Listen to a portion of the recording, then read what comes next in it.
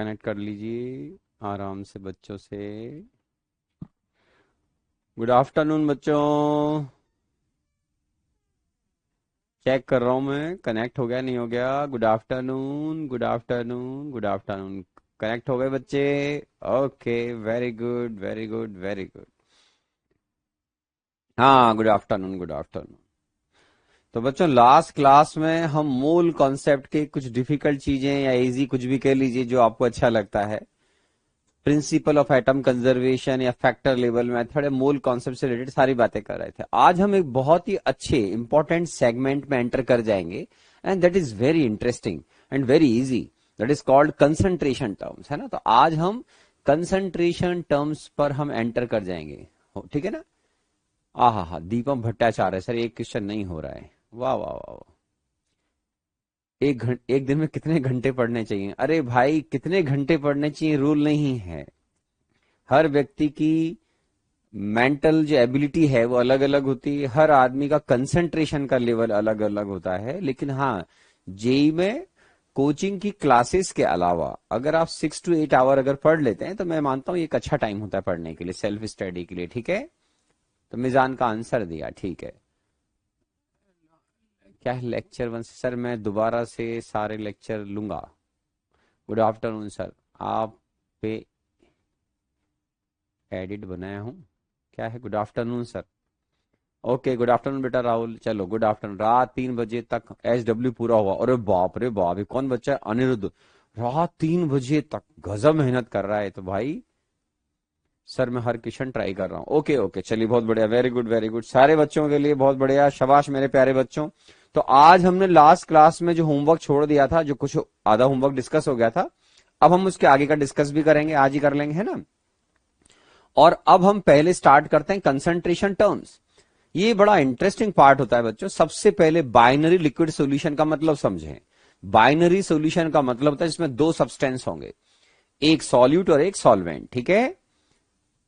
Okay sir, 45 नहीं आ रहा है। अरे बताएंगे भाई, बाद में बच्चे, ठीक है। अभी पहले पढ़ लेते हैं, ठीक है।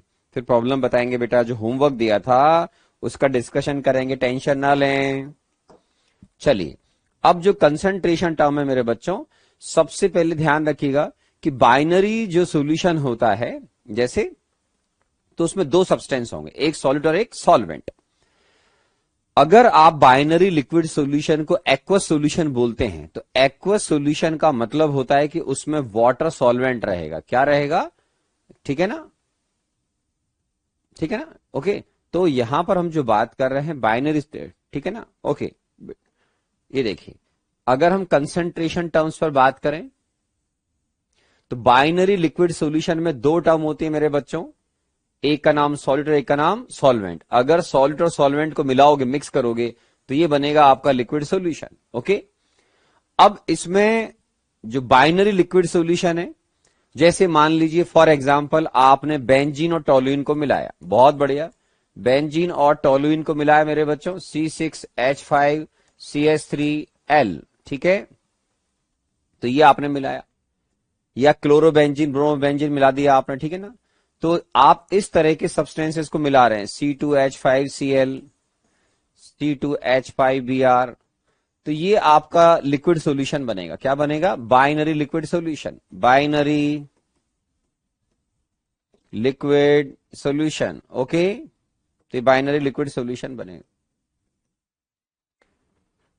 अब इसमें हम W को मास ऑफ सब्सटेंस मान लेंगे, और N को हम आगे जाकर जो टर्म यूज करेंगे, N का मतलब मैं मोल बोलूंगा, W का मतलब है मास या वेट। जो वर्ड आपको अच्छा लगे आप यूज कर सकते हैं, ठीक है ना, ठीक है ना, ठीक है ना। अब देखो मेरे बच्चों, यहां पर अगर मैं ये बता दूं आपको कि जब इस चैप्टर को आप स्टडी करेंगे तो बहुत सिंपल लैंग्वेज में सॉल्यूट प्लस सॉल्वेंट, ठीक है, और इनसे मिलाकर आप क्या बना रहे हैं? Liquid solution. आप बोलोगे यस सर, तो लिक्विड सॉल्यूशन बना रहे हैं। तो सॉल्वेंट आपका यहां पर इस जगह पर लिक्विड रहेगा मेरे बच्चों, ओके। और सॉल्यूट जो है वो सॉलिड भी हो सकता है, वो लिक्विड भी हो सकता है, और वो गैस भी हो सकता है। वेरी सिंपल, वो इन तीनों में से कुछ भी हो सकता है। फॉर एग्जाम्पल, आपने ग्लूकोज का नाम सुना होगा, यस सर।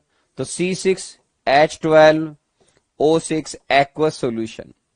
अगर आप कभी भी एक्वस लिख देते हैं मेरे बच्चों, तो एक्वस का मतलब होता है वाटर सॉल्वेंट है। बताऊंगा, मैं एग्जांपल दूंगा आपको। लिक्विड सॉल्यूशन बना रहे हैं हम, दो लिक्विड मिला सकते हैं, जैसे आपने बोला क्लोरोबेंजीन ब्रोमोबेंजीन हो गया, या आपने बोला सर बेंजीन टोलिन हो गया, यस। लेकिन कभी भी अगर आप बाइनरी लिक्विड मिक्सचर को अगर एक्वस सॉल्यूशन बोल रहे हैं, या कहीं पर लिखा हुआ एक्वस सॉल्यूशन, तो उसका मतलब होता है वाटर वहां सॉल्वेंट है। ठीक है, वाटर वहां पर क्या है बेटा, सॉल्वेंट है। तो पहले बेसिक चीजें समझो कि बाइनरी लिक्विड सॉल्यूशन में एक सॉल्यूट होगा और एक सॉल्वेंट होगा। हम इस चैप्टर में स्टडी कर रहे हैं लिक्विड सॉल्यूशन। तो लिक्विड सॉल्यूशन बनाने के लिए मेरे बच्चों आपको सॉल्वेंट लिक्विड लेना है। आप बोलोगे यस सर। अब आपकी चॉइस है, यहां सॉल्यूट में भी सॉलिड, लिक्विड और गैस, कुछ भी ले सकते हैं आप। ठीक है, मैं और सुने, अगर मैं कभी भी एक्वस सॉल्यूशन बना रहा हूं, तो सॉल्यूट जो है वही सॉल्वेंट, और आपने लिखा हुआ एक्वस सॉल्यूशन, क्या बोला है, एक्वस सॉल्यूशन। तो इसका मतलब है सॉल्वेंट आपका वाटर हो गया मेरे बच्चों। ठीक है ना, और जो सॉल्यूट है वो आप कोई भी सॉलिड, लिक्विड या गैस ले सकते हैं। तो किसी भी सॉलिड, लिक्विड, गैस को अगर आप वाटर में मिलाएंगे, डिसॉल्व कर देंगे अगर आप, तो वो एक्वस सॉल्यूशन कहलाएगा। ठीक है ना, और मान लो वाटर सॉल्वेंट नहीं है, अल्कोहल है, बेंजीन टोलिन, तो सिंपल लिक्विड सॉल्यूशन बोलिए। वेरी सिंपल, एकदम सिंपल बोल रहा हूं मैं आपको। ठीक है, अब देखो मेरे बच्चों, मान लो आपने कोई सॉलिड लिया, आपने बोला सर मैंने क्या लिया, सॉलिड लिया, कोई लाइक दिस ग्लूकोज C6H12O6, इसको पानी मिलाया, तो आप पानी में डिसॉल्व करोगे, this is called aqueous solution of glucose. तो जब भी ब्रैकेट में हम एक्वस लिख देंगे, इसका मतलब है इसमें मेरे बच्चों वाटर सॉल्वेंट डिक्लेयर हो गया, मतलब वाटर इसमें एक्सेस में प्रेजेंट है, इजी लैंग्वेज में ये सॉल्वेंट रहेगा। अगर मान लीजिए आपने कोई लिक्विड लिया, वो वाटर में मिलाया, सपोज C2H5OHL, ये भी ठीक है सर, और आपने इसको वाटर में मिला दिया, तो क्या बन जाएगा, C2H5OH एक्वस सॉल्यूशन। तो इन सब में ये डिक्लेयर हो गया कि आप वाटर में डिसॉल्व कर रहे हो मेरे बच्चों। किसको डिसॉल्व कर रहे हैं आप, अगर वाटर में आप सॉलिड इसको मिलाएंगे, वाटर एक्सेस में रहेगा मेरे बच्चों, आप यहां यूज करें चाहे यहां यूज करें, सॉल्यूशन बनते जाएंगे। मान लीजिए आपने कोई गैस ली, अमोनिया, इसको वाटर में डिसॉल्व कर दिया मेरे बच्चों, तो ये बन जाएगा NH3 एक्वस सॉल्यूशन। क्या बन जाएगा, NH3 एक्वस सॉल्यूशन। तो सॉलिड, लिक्विड, गैस, सॉल्यूट आपको कुछ भी हो सकता है, लेकिन आप एक्वस सॉल्यूशन बोल रहे हैं। फालतू में चैट में मत लिखना बेटा, है ना, सारी चीजें एकदम क्लियर बोल रहा हूं। वाटर सॉल्वेंट लें, एक्सेस में रहेगा, और चॉइस आपकी है कि सॉल्यूट को आप क्या लेना चाहते हैं, सॉलिड, ग्लूकोज लीजिए, पानी मिला दो, ग्लूकोज का एक्वस सॉल्यूशन बन जाएगा। मिथाइल अल्कोहल, इथाइल अल्कोहल लिया, इथाइल अल्कोहल लिया, वाटर मिलाया, उसका एक्वस सॉल्यूशन बन जाएगा, वाटर सॉल्वेंट है। अमोनिया लो, अमोनिया को पानी में डिसॉल्व करोगे, तो मेरे बच्चों NH3 एक्वस सॉल्यूशन बन जाएगा। तो इसको बोलेंगे binary aqueous solution. Liquid solution एक जनरल वर्ड है, उसमें सॉल्वेंट आप कुछ भी लिक्विड ले सकते हैं, बेंजीन, टोलुइन, कुछ भी कार्बन टेट्राक्लोराइड, कुछ भी ले सकते हैं। लेकिन अगर आपने एक बार ये सॉल्वेंट डिक्लेयर कर दिया, कौन, एक्वस, तो आप एक्वस सॉल्यूशन, ऐसा बोलूंगा, सॉल्वेंट अगर वाटर डिक्लेयर कर दिया, तो वो बनेगा मेरे बच्चों एक्वस सॉल्यूशन। ठीक है ना, एकदम क्लियर लैंग्वेज बोल रहा हूं, एग्जाम्पल सहित बोल रहा हूं, इसलिए फालतू चैट में कुछ ना लिखें, है ना, कोई जरूरत नहीं उनको लिखने की। ठीक है ना, अब देखो एक बेवकूफ लिख रहा है व्हाट इज बाइनरी सॉल्यूशन। जब मैंने अभी बोल दिया 2 बार, तो क्यों लिखते हैं इन चीजों को चैट पे, इनको बोलते हैं इडियट। समझते हो आप कि ये बिल्कुल पढ़ना पसंद नहीं करते हैं, ये टाइम पास करने के लिए आते हैं। जब आराम से एक एक चीज बता रहा हूं मैं क्लास के अंदर, तो क्यों ये फालतू में चैट पे लिखते हैं। ये सब बच्चे, अधिकतर बच्चे ऐसे जो होते हैं IIT में, सब यही सब जेई मैन में फेल हो जाते हैं, क्योंकि इनको पढ़ना तो है नहीं, टाइम पास करना है, हेडिंग डला हुआ है, 2-3 एग्जाम्पल दे रहा हूं, वो सुनना उनको होता ही नहीं है। तो ऐसे कैसे काम चलेगा मेरे बच्चों, आपको सुनना पड़ेगा भाई, अच्छे से पढ़ना है। वाकई में अगर अपना ड्रीम कंप्लीट करना है, पेरेंट्स का और खुद का ड्रीम कंप्लीट करना है, सुनना पड़ेगा, पढ़ना पड़ेगा, लिसनिंग पावर अच्छी रखो, नहीं बेवकूफ कहलाओगे तो जिंदगी में। वेरी सिंपल, ठीक है ना। हाँ, सॉल्यूट एक से ज्यादा भी हो सकते हैं, वो आगे पढ़ाएंगे बेटा, है ना। सॉल्यूट एक से ज्यादा भी हो सकते हैं, वाई नॉट। मैं पानी के अंदर NaCl भी मिला दूं, KCl भी मिला दूं, वो बाद में पढ़ेंगे। पहले बिल्कुल बेसिक बात कि बाइनरी लिक्विड सॉल्यूशन का मतलब होता है इसमें दो सब्सटेंस रहेंगे, एक का नाम सॉल्यूट और एक का नाम सॉल्वेंट। उन दोनों को मिला दो, उनको मिक्स करने से बन जाएगा आपका लिक्विड सॉल्यूशन। ओके, तो इसमें सॉल्यूट आपका डिसॉल्व होगा, ग्लूकोज का वाटर से कोई केमिकल रिएक्शन नहीं हो रहा है, बस एक सॉल्यूट और एक सॉल्वेंट है, नो केमिकल रिएक्शन, बस उसका डिसोल्यूशन होता है इसके अंदर। ओके, चलिए, तो अब यहां पर जो हम बात कर रहे थे, अब इसमें कंसंट्रेशन टर्म में मैं जहां भी W यूज करूंगा उसका मतलब वेट या मास ऑफ सब्सटेंस बोल दीजिएगा, वेट बोल दीजिए, मास बोल दीजिए, जो आपकी चॉइस हो। N का मतलब मैं मोल्स ऑफ सब्सटेंस बोलूंगा, तो मैं सॉल्यूट प्लस सॉल्वेंट को मिलाकर क्या बना रहा हूं, सॉल्यूशन। तो ये हुआ हमारे बाइनरी लिक्विड सॉल्यूशन का मतलब, किसमें सर दो सब्सटेंस रहेंगे जिनको हम मिक्स करके क्या बना रहे हैं, लिक्विड सॉल्यूशन लिक्विड सॉल्यूशन बना रहे हैं। कौन फालतू ये लिखे जा रहा है, डिफरेंस बिटवीन चैंपियन समथिंग, है फालतू। तेजस पागल हो क्या बेटा, तेजस पढ़ाई लिखाई मन लगाओ, ठीक है ना। अगर कोई व्यक्ति मुझे लगे बिल्कुल पढ़ नहीं रहा है, तो मैं निश्चित तौर पर उसको बैच से बाहर निकलवा दूंगा, ठीक है, नाम नोट कर लूंगा, उसको बैच से बाहर निकलवा दूंगा मैं। अगर मुझे लगा कोई बच्चा बिल्कुल सिंसियर नहीं पढ़ाई लिखाई में, बार बार डिस्टर्बेंस क्रिएट कर रहा है, यकीन मानिए मैं उसको बैच से बाहर निकलवा दूंगा, डिसिप्लिनरी एक्शन लूंगा उसके खिलाफ और उसको बैच से विदा कर दिया जाएगा, ठीक है। लेकिन मैं नहीं चाहता ऐसा हो, सब बच्चे पढ़ाई करने आए तो बस डिसिप्लिन में आ जाइए, पढ़ाई करिए, अच्छा रहेगा। ओके, चलिए, अब आते हैं मेरे बच्चों। अब देखिए, ये सारा डिटेल में बताया मैंने आपको आराम आराम से। अब आओ, कभी भी अगर आप सॉल्यूट का मास फ्रैक्शन निकालना चाहते हैं, क्या निकालना चाहते हैं, मास फ्रैक्शन, तो W solid plus W solvent is equal to क्या हो जाएगा, W सॉल्यूशन। मतलब आपके पास जो लिक्विड सॉल्यूशन बनता है मेरे बच्चों, इजी लैंग्वेज में देखो, अगर मैं मान लो ऐसे बोलता हूं, वेट ऑफ सॉल्यूट, आराम से सुने, प्लस वेट ऑफ सॉल्वेंट, या मास बोल लें जो आपको अच्छा लगे बेटा, ठीक है ना, is equal to weight of solution, weight of solution ऐसे बोलिए। या फिर आपको वेट की जगह मास बोलना हो, एक ही बात मानते हैं हमारे यहां पे, कोई टेंशन नहीं है, तो ऐसे बोलो मेरे बच्चों, मास ऑफ सॉल्यूट और प्लस मास ऑफ सॉल्वेंट, और इन दोनों को मिलाएं और ये बनेगा मास ऑफ सॉल्यूशन। तो किसी भी सॉल्यूशन का अगर आपको मास निकालना है, तो उसके सॉल्यूट के मास और सॉल्वेंट के मास को ऐड करना पड़ेगा, तो इसको बोलते हैं मास ऑफ सॉल्यूशन, ठीक है ना। ऐसे ही अगर आप मोल्स निकाल रहे हैं मेरे बच्चों, तो बाइनरी लिक्विड सॉल्यूशन में कौन कौन है, अभी बताया मैंने कि एक सब्सटेंस सॉल्यूट है, दूसरा सब्सटेंस सॉल्वेंट है, और इन दोनों को मिलाने से क्या बनेगा आपका बाइनरी लिक्विड सॉल्यूशन। और अगर आप, बाइनरी का मतलब दो दो सब्सटेंस होंगे, ठीक है। अब इसमें मान लीजिए अगर आपने N बोला, N सॉल्यूट, इसका मतलब है moles of solute plus moles of solvent, तो किसके बराबर हो जाएंगे बेटा, मोल्स ऑफ लिक्विड सॉल्यूशन के बराबर हो जाएंगे। कभी भी आपको किसी केस में सिमिलरली, जैसे मास की बात करते हैं, मास ऑफ सॉल्यूट, मैं यहां पे शॉर्टकट में लिख रहा हूं बेटा, W wait of solute plus wait of solvent, सीधा सीधा सम कर दीजिए, वेट ऑफ सॉल्यूशन के बराबर हो जाएगा। तो if you want to calculate mass of solvent, you can easily calculate by weight of solution minus weight of solute. कभी भी आपको अगर सॉल्वेंट के मास को आइडेंटिफाई करना है, तो सॉल्यूशन के मास में से सॉल्यूट के मास को माइनस कर दीजिएगा। सेम ऐसे ही अगर आपको कभी भी सॉल्वेंट के मोल्स निकालने हो, तो सॉल्यूशन के मोल्स में से सॉल्यूट के मोल्स माइनस कर दीजिएगा, ठीक है ना। अब दो चीजों को समझना है, कभी भी अगर आप सॉल्यूट और सॉल्यूशन के मोल्स का रेशियो लेंगे, that is called mole fraction, ऐसा पहले भी आ चुका है मेरे ख्याल से।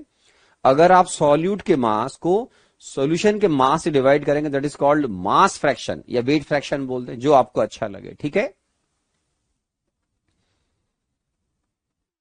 ओके, चलिए बहुत बढ़िया, आगे बढ़ते हैं मेरे बच्चों। अब देखिए, सबसे पहले मास फ्रैक्शन क्या होता है? कभी भी अगर हम सॉल्यूट के मास फ्रैक्शन को डिफाइन कर रहे हैं मेरे बच्चों, तो मास फ्रैक्शन है wait of solute divide by weight of solution. इसको बोलते हैं बेटा मास फ्रैक्शन या वेट फ्रैक्शन।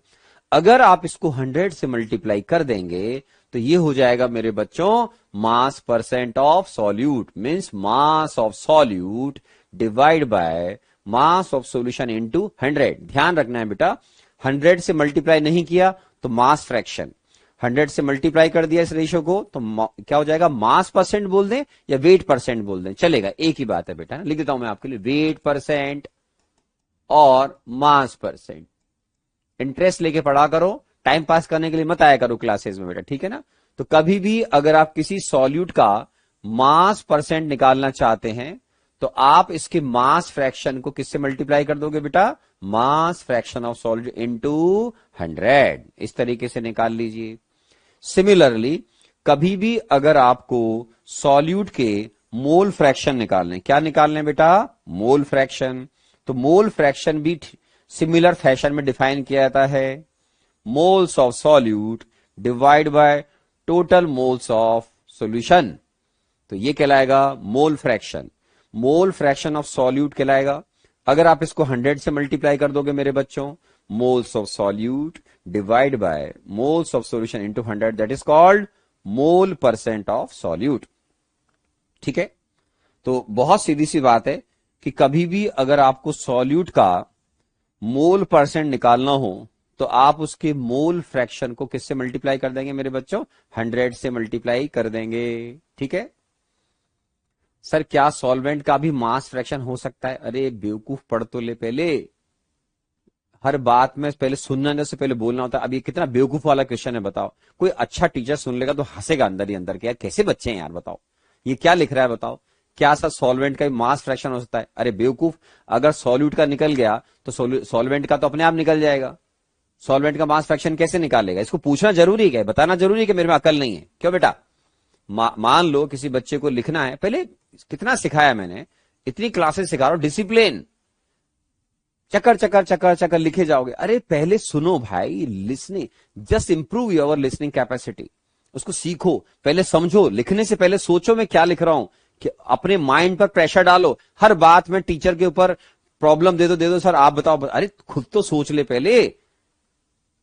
तो इसमें क्या करना होता है, मास फ्रैक्शन अगर आपको सॉल्वेंट का निकालना है मान लीजिए, तो खुद डिफाइन करो, खुद की अकल लगाओ ना, जब भगवान ने दी है तो क्या लिखोगे?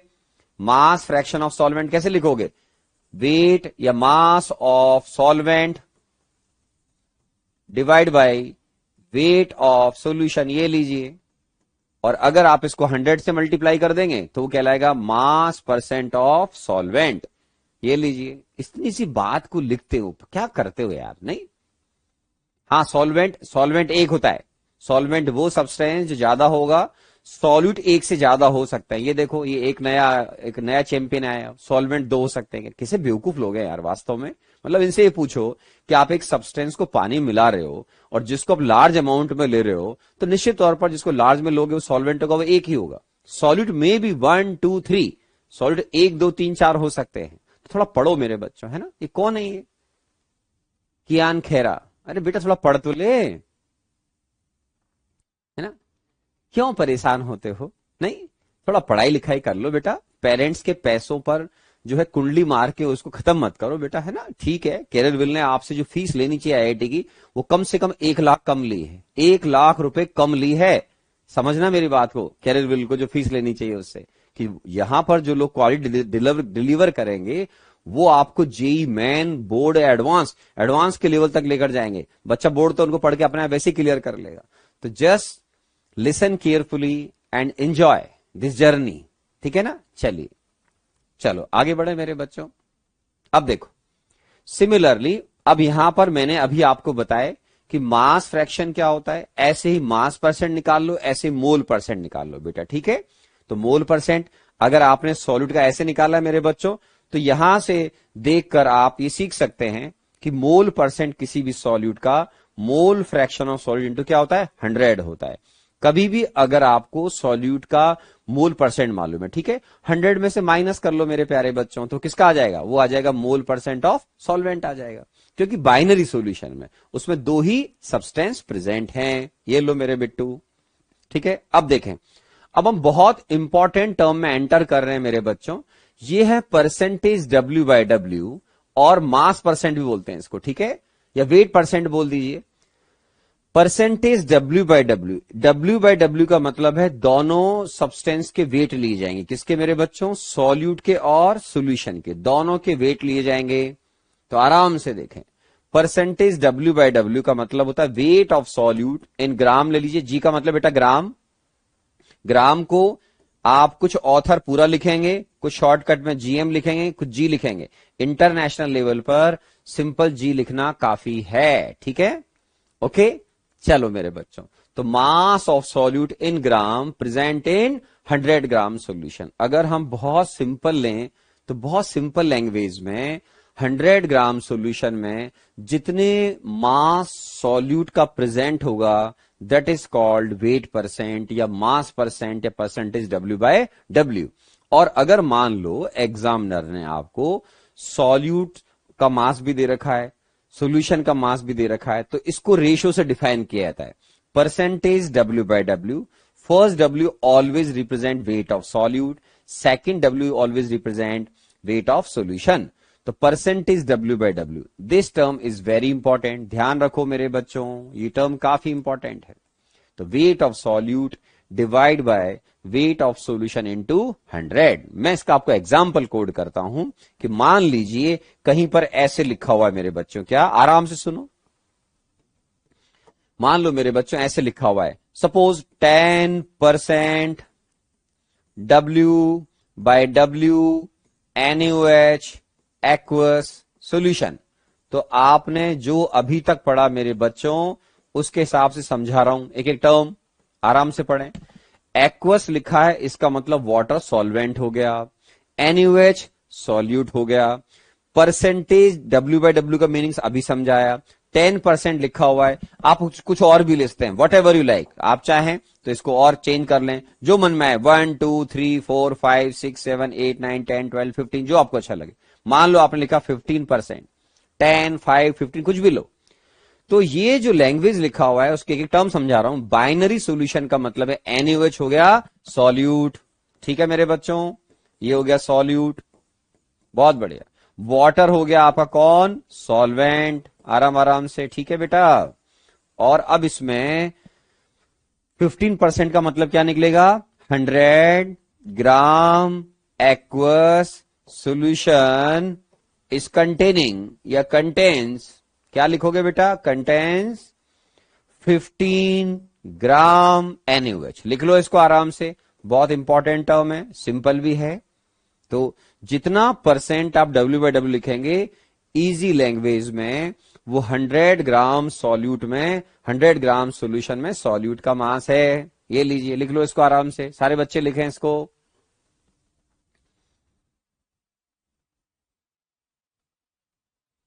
लिख लो आराम से, ठीक है। हाँ, एक बच्चा लिख रहा है, सर आप ही क्लास में कुछ बच्चे ऐसा लिखते हैं, कोई बात नहीं है ना, लिख लें दो, लिख लें दो। फालतू लिखेंगे डांट खाएंगे, आपको मालूम है, क्योंकि मैं डिसिप्लिन बहुत पसंद करता हूं। अरे सीखो इंडियन आर्मी से, नेवी से, एयरफोर्स से, डिसिप्लिन का मतलब क्या होता है समझे। तुम्हारी लाइफ में अगर डिसिप्लिन नहीं है, लाइफ में कुछ नहीं कर पाओगे, आगे जाके अपना कैरियर बर्बाद कर लोगे। तो इनसे सीखो। हमारे जो अभी जाबाज लोग हैं, अभी देखो एयरफोर्स का आपने कारनामा देखा, कितने डिसिप्लिन तरीके से गए, सेलेक्ट जगहों पर अटैक किया, वापस कम बैक। डिसिप्लिन की लाइफ में बहुत वैल्यू है। जो लोग डिसिप्लिन में नहीं रहेंगे बाद में रोएंगे जब जिंदगी अपनी बर्बाद कर लेंगे। So just try to improve your discipline, अपने डिसिप्लिन को इंप्रूव करो मेरे प्यारे बच्चों। सीखो इंडियन आर्मी से, नेवी से, ठीक है, यहाँ के जाबाज बहादुर लोगों से सीखो, एयरफोर्स के लोगों से, ठीक है, ठीक है। चलो कोई बात नहीं, एक बच्चे ने सॉरी लिख दिया, माफ कर देना चाहिए उसको, ठीक है। चलिए अब आगे बढ़ते हैं मेरे प्यारे बच्चों, अगली इंपॉर्टेंट टर्म पे आते हैं।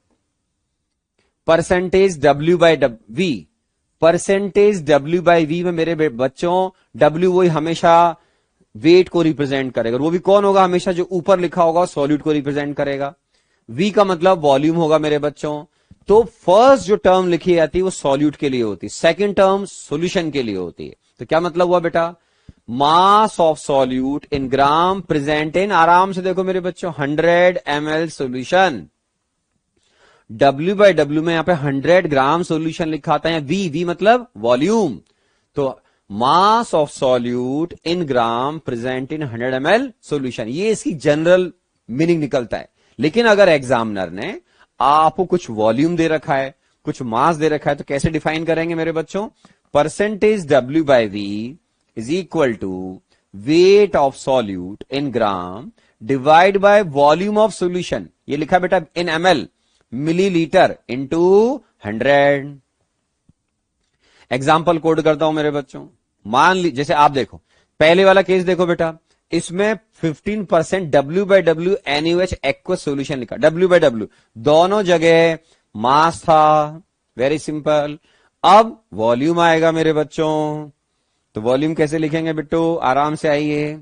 मान लीजिए आपने कोई केस लिया, suppose 5% W/V KOH aqueous solution, ठीक है? तो वाटर सॉल्वेंट हो गया, KOH सॉल्यूट हो गया मेरे बच्चों। अब क्योंकि V लिखा हुआ है, इसका मतलब है 100 ml aqueous solution contains, aqueous solution contains, क्या लिखेंगे मेरे बच्चों? 5 ग्राम KOH, ये लीजिए। तो जहां V आ जाए मेरे बच्चों वॉल्यूम, जहां W आ जाए उसको वेट या मास में कुछ भी एक बोल लीजिए। तो ये भी बहुत इंपॉर्टेंट टर्म है आपके लिए, इनका आपको एग्जाम में ध्यान रखना है, अपने नोट्स में, शॉर्ट नोट्स में हर जगह लिखे होने चाहिए, ठीक है? अब इससे आप अपने आप आइडिया लगाओ कि W/W हमने सीखा, परसेंटेज W/W, परसेंटेज W/V सीखा, तो परसेंटेज V/V क्या होना चाहिए? अपने आप आइडिया लगाओ। परसेंटेज V/V का मतलब क्या हो जाएगा मेरे बच्चों? Volume of solute divide in ml divide by volume of solution in ml into 100। उसको वॉल्यूम परसेंट भी बोल सकते हैं, ठीक है? तो इसको भी लिख लीजिए मेरे बच्चों।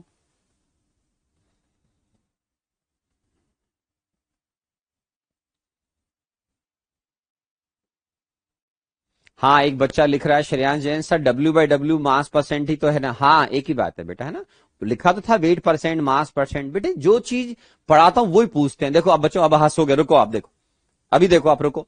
अब जो लिखता हूं वही पूछते हैं, देखो आप, ये देखो, परसेंटेज W/W और मास परसेंट लिखा है, तो इसी को पूछ रहे हैं, यही है ना? अरे यार, लिख रखा है मतलब है भाई, नहीं? श्रेयांश जैन, ठीक है, जो भी है लिख लो मेरे बच्चों, आराम से लिख लो, है ना? ठीक है, ठीक है ना? और सुनो मेरे बच्चों,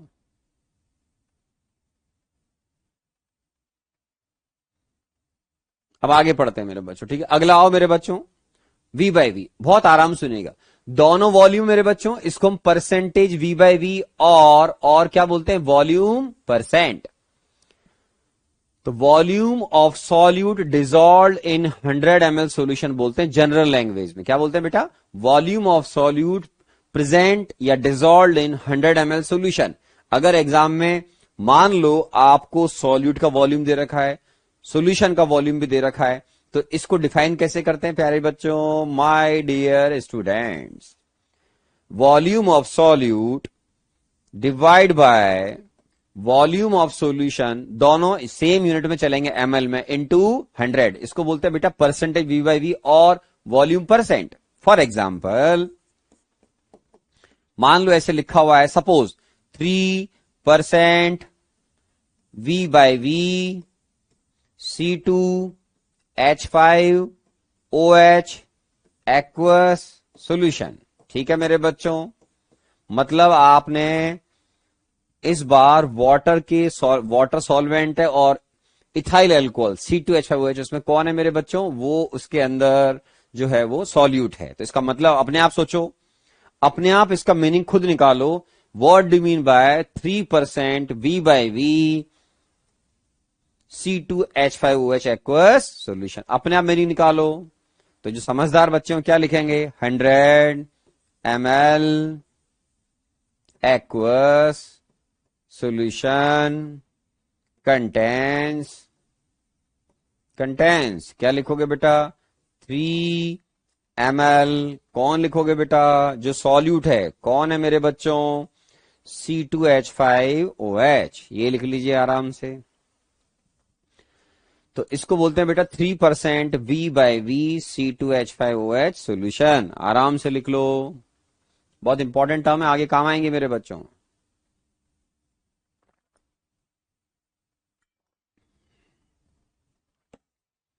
हा विश्वेंद्र, थैंक यू यार, पर दुनिया बहुत बड़ी है बेटा, है ना।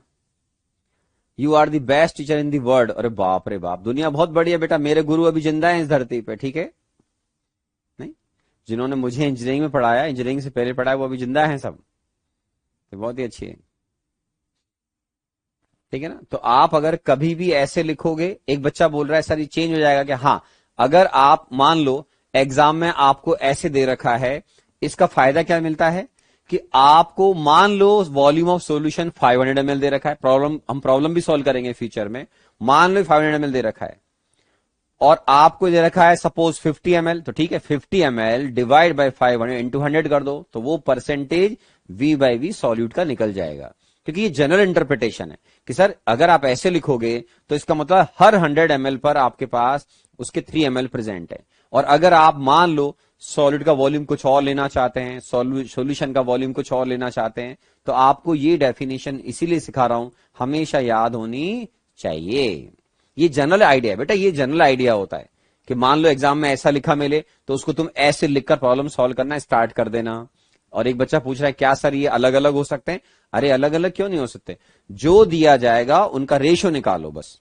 क्या रेशो निकालो? Volume of solute divide by volume of solution into 100 कर देना। अगर आप 100 से मल्टीप्लाई करना भूल गए तो फिर वो परसेंटेज V/V नहीं कहलाएगा, फिर वो वॉल्यूम फ्रैक्शन कहलाएगा। क्या कहलाएगा बेटा? वॉल्यूम फ्रैक्शन, ठीक है। तो ये लिख लीजिए आराम से। अब हम धीरे धीरे कुछ प्रॉब्लम सॉल्व करेंगे, अभी आज ही या अगली क्लास में कर लेंगे। और सीखो पार्ट्स पर मिलियन। कभी आपने नाम सुना होगा मेरे बच्चों PPM, पार्ट्स पर मिलियन का। तो ये क्या होता है?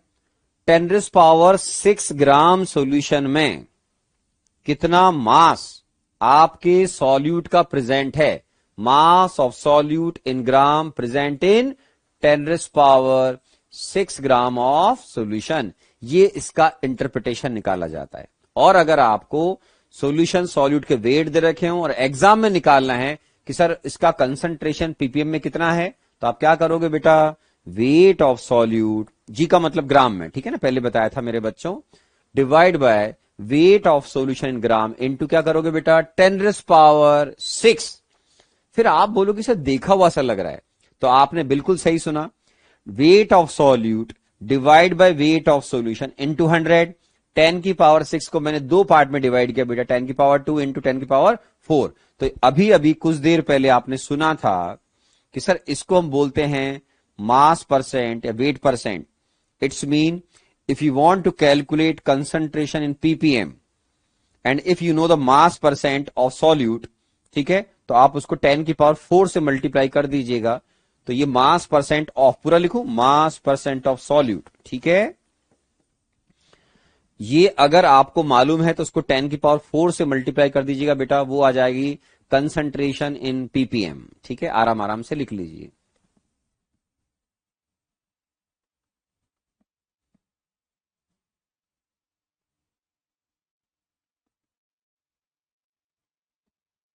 लिख लो मेरे बच्चों, है ना, ये आ गया आराम से।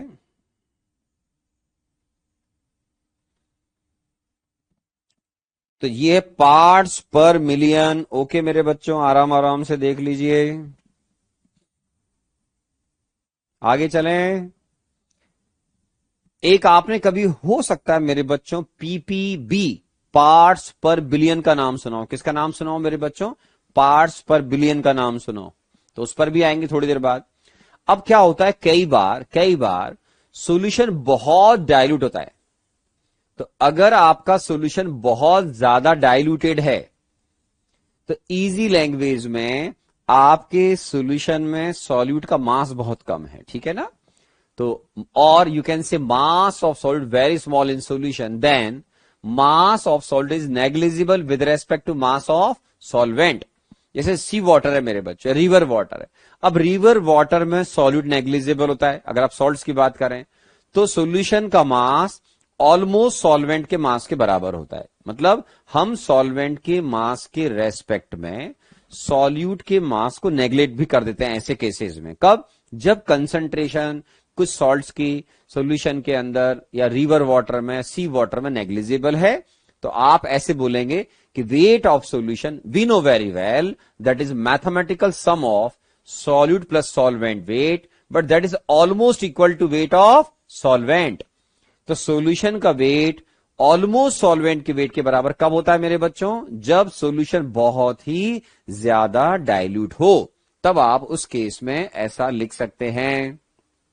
Okay, in this case when your solution is very dilute, you can replace weight of solution by weight of solvent. Why? Because in this case weight of solute is negligible with respect to weight of solvent. तो solution का weight मेरे प्यारे बच्चों almost आपके solvent solution का weight almost solvent के weight के बराबर हो गया। सिंपल टर्म में सॉल्यूट का मास यहां पर सॉल्यूशन के अंदर नेग्लिजिबल है। तो ऐसे केसेस में अगर आप कंसंट्रेशन इन पीपीएम निकाल रहे हैं तो wait of solute divide by weight of solvent into 10⁻⁶ लिखें। लेकिन ध्यान रखना है मेरे बच्चों, ये किसी कंसंट्रेट सॉल्यूशन में नहीं लिखना है, only in case of very dilute solution, बस। बाकी जगह ना लिखें, बाकी जगह आइडियल डेफिनेशन ही यूज करें। ये आइडियल डेफिनेशन है, इसी को यूज करो मेरे बच्चों, ठीक है। सॉल्यूशन अगर बहुत डाइल्यूटेड तभी उसको ऐसे करिएगा, ठीक है ना।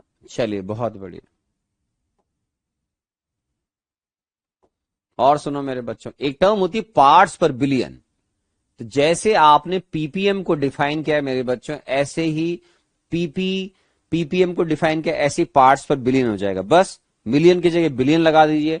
10⁻⁶ की जगह 10 की पावर क्या लिख दो बेटा? 9 ग्राम। तो concentration of solution in PPB, parts पर billion, wait of solute in gram divide by weight of solution gram into 10⁻⁹ कर दिया मेरे बच्चों। अब पिछली बार क्या लिखा था पीपीएम में? 10⁻⁶। जनरली ये टर्म बहुत कम यूज होती है, इसके रेस्पेक्ट में पीपीएम टर्म जनरली बहुत ज्यादा यूज होती है, ठीक है। हा, एक बच्चा लिख रहा है sir how to utilize second batch.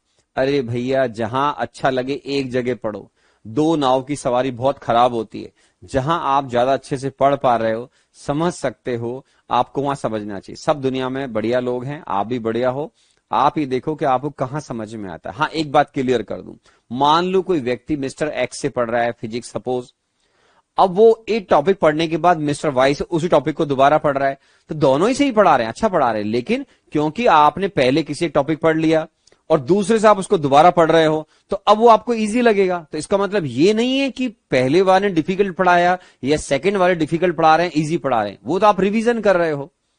तो इसलिए आपको एक ही जगह पढ़ना चाहिए जहां भी अच्छा लगे। हाँ, अगर किसी टॉपिक में मान लो आपको डिफिकल्टी ज्यादा आ रही है तो आप दो ऑनरेबल पर्संस को सुनिए, कोई दिक्कत नहीं है। लेकिन अगर आप हर क्लास को डबल ट्रिपल जगह अगर करने बैठ गए तो बेटा इतना समय नहीं होता है। फिर आप सेल्फ प्रैक्टिस कब करोगे, कब होमवर्क करोगे मेरे बच्चों, कब प्रैक्टिस करोगे। तो इसलिए जो भी सर आपको अच्छे लगते हैं, जो भी ऑनरेबल सर कैरेबिल के प्लेटफॉर्म पे पढ़ा रहे हैं, जिनसे तुम्हें अच्छा लगता है, समझ में आता है, आप उनसे पढ़िए, कोई प्रॉब्लम नहीं है। लेकिन ये नहीं होना चाहिए कि आप एक सब्जेक्ट क्लास 3 जगह कर रहे हैं, तो उसमें आप घन चक्कर बन जाओगे, आपको समझ में नहीं आए किधर पढ़ूं किधर छोड़ू, समझ रहे हो। फिर तो याद, मेरे हाथ में लड्डू इतने सारे, कौन सा खाऊं पहले, कौन सा खाऊं नहीं खाऊं, टाइम इसी में निकल जाएगा, टाइम इसी में निकल जाएगा, आप अपना फ्यूचर किल कर देंगे। तो केवल जहां आपको अच्छा था, वॉट एवर, जो भी सर से आपको अच्छा लगता है पढ़ना, पहले टॉपिक पढ़ ले, आराम समझे, एज यू विश, जो आपको अच्छा लगता है, ठीक है ना। हर आदमी का अपना कैलिबर होता है, लेवल होता है। मेरे यहां अगर आप पढ़ना चाह रहे हैं तो आपको डिसिप्लिन में रहना पड़ेगा, जो कुछ लोगों को पसंद नहीं होता। तो जिनको डिसिप्लिन पसंद नहीं है वो मेरी क्लास से जाएं, वेरी सिंपल। लेकिन मेरी क्लास में पढ़ने के बाद आप बोर्ड छोड़ो, जेई मेन, जेई एडवांस आराम से क्रैक करोगे, कोई दिक्कत नहीं आएगी। लेकिन आपको होमवर्क करना पड़ेगा, बुक करनी पड़ेगी मेरी, और मेरी सुननी पड़ेगी, मेरे नोट्स याद करने पड़ेंगे, हो जाएगा आराम से, ठीक है। नेक्स्ट, अब हम एक बहुत इंपॉर्टेंट टर्म पर आ रहे हैं मेरे बच्चों, वेरी इंपॉर्टेंट, बहुत इंपॉर्टेंट टर्म है मेरे बच्चों। क्या है? मोलारिटी। इसको बोलते हैं हम कि सर पर लीटर ऑफ सॉल्यूशन आपके पास सॉल्यूट के कितने नंबर ऑफ मोल्स है, number of moles of solute dissolve पर लीटर ऑफ सॉल्यूशन। अगर मान लीजिए आपको एग्जामिनर ने सॉल्यूट के मोल्स दे रखे हैं और क्या दे रखा है? Volume of solution. तो आप आराम से, मैं इधर लिखता हूं आपके लिए, ठीक है। मोलारिटी का सीधा सीधा मतलब है मेरे बच्चों, मोलारिटी क्या बोलोगे मेरे बच्चों? मोल्स ऑफ सॉल्यूट या number of moles of solute divide by volume of solution, volume of solution in litre. ठीक है। और अगर मेरे बच्चों वॉल्यूम एमएल में दे रखा है तो आप जानते हैं एमएल को लीटर में कन्वर्ट करने 1000 से डिवाइड करना पड़ता है। तो अगर आपने मान लीजिए मोलारिटी, जिसको हम कैपिटल एम से रिप्रेजेंट करते हैं मेरे बच्चों, तो ये जो एम है इसको आप ऐसे भी लिख सकते हैं, मोल्स ऑफ सॉल्यूट। शॉर्टकट चाहें तो एन की फॉर्म में लिख लें, जैसा आपको अच्छा लगे लिखो मेरे बच्चों। Moles of solute divide by volume of solution, volume of solution. ठीक है मेरे बच्चों। अगर एग्जाम में ये आपको एमएल में दे रखा है, किस में दे रखा है बेटा? एमएल में। तो लीटर में कन्वर्ट करने 1000 डिवाइड करोगे तो 1000 को अब आप इसको डिवाइड करके ऊपर 1000 शिफ्ट कर दो। तो जो आपको अच्छा लगे। ध्यान रखना बेटा, यहां वॉल्यूम लीटर में है और वॉल्यूम अगर एमएल में होगा तो आप जानते हैं 1000 से डिवाइड करोगे, तो मैंने उसको ऊपर शिफ्ट कर दिया है।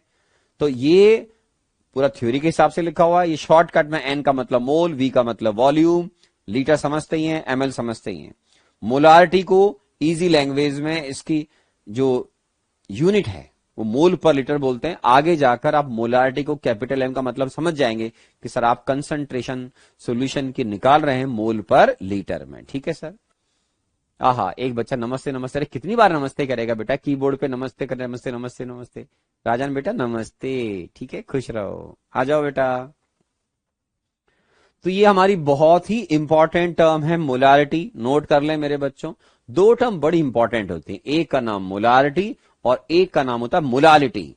ये मोलारिटी है, MOLARITY, मोलारिटी कैपिटल एम। और एक टर्म आएगी मोलालिटी, वो हमेशा स्मॉल एम होती है। 1000 से मल्टीप्लाई कर दिया ना बेटा, कर तो रहा है 1000 से मल्टीप्लाई, 1000 से मल्टीप्लाई करना है बेटा, है ना। क्योंकि हम जानते हैं कि 1 लीटर में 1000 ml होते हैं, मालूम है सब बच्चों को मेरे ख्याल से। तो यहां भी 1000 लिखा है, यहां भी 1000 लिखा है, चेक कर लीजिए आराम से, है। ओके, ठीक है ना। अब एक बच्चा थोड़ा सा पहले से पढ़ के आ गया होगा तो वो आराम से बोल रहा है कि सर टेम्परेचर डिपेंडेंसी क्या होती है? अरे पढ़ाएंगे भाई, शांति रखो यार, पहले बेसिक चीज तो पढ़ लो, है ना। मोलारिटी आराम से सुन लो मेरे बच्चों।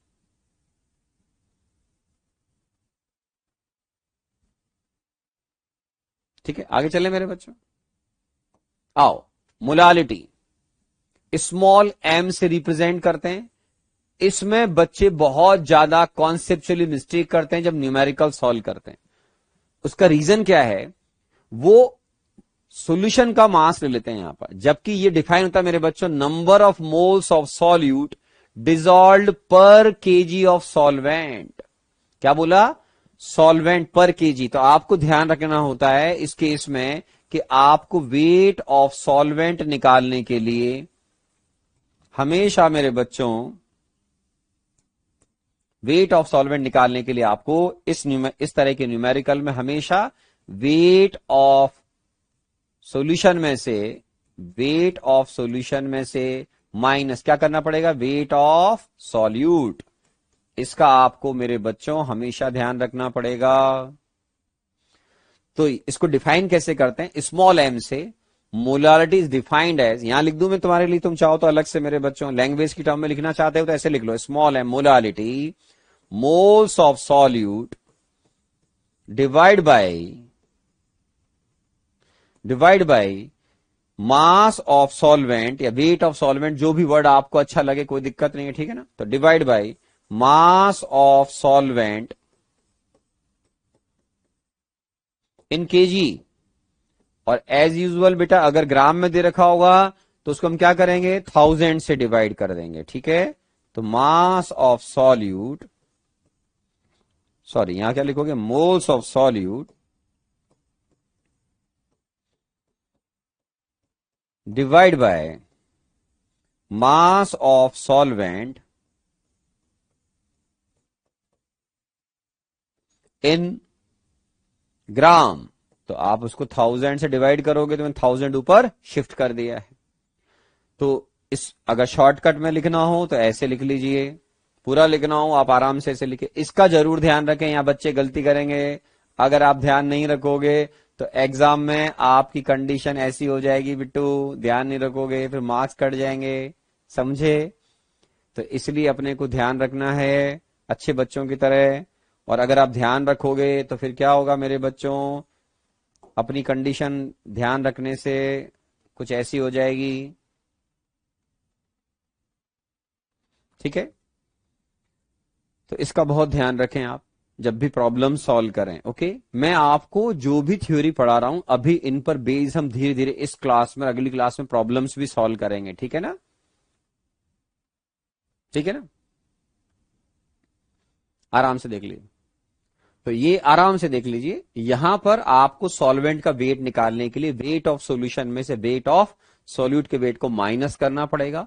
ये मोलालिटी है, ये हमेशा moles of solute divide by weight of या mass of solvent in KG होती है। अगर आप ग्राम में लेंगे मेरे बच्चों तो आपको फिर 1000 से मल्टीप्लाई करना पड़ेगा, बिकॉज एवरीबडी नोज 1 केजी 1000 ग्राम के इक्वल होता है बेटा। तो यहां मोलालिटी की जो यूनिट है वो किस में आएगी, मोल पर केजी। मोलालिटी क्या लिखते हैं, मोल पर लीटर। तो ये आपको ध्यान रखना है कि हमेशा सॉल्यूशन के मास में से सॉल्यूट का मास माइनस करना, तब जाकर आपको सॉल्वेंट का मास मिलेगा। तो यहां पर आपसे एग्जाम में गलती नहीं होनी चाहिए। यहां जो ऐसा बोलना चाहिए, जो केयरलेस स्टूडेंट होते हैं वो यहां पर एग्जाम में जल्दबाजी में वेट ऑफ सॉल्यूशन लिख कर आते हैं। क्या लिख कर आते हैं, वेट ऑफ सॉल्यूशन, या गलती कर जाते हैं वो, ठीक है ना।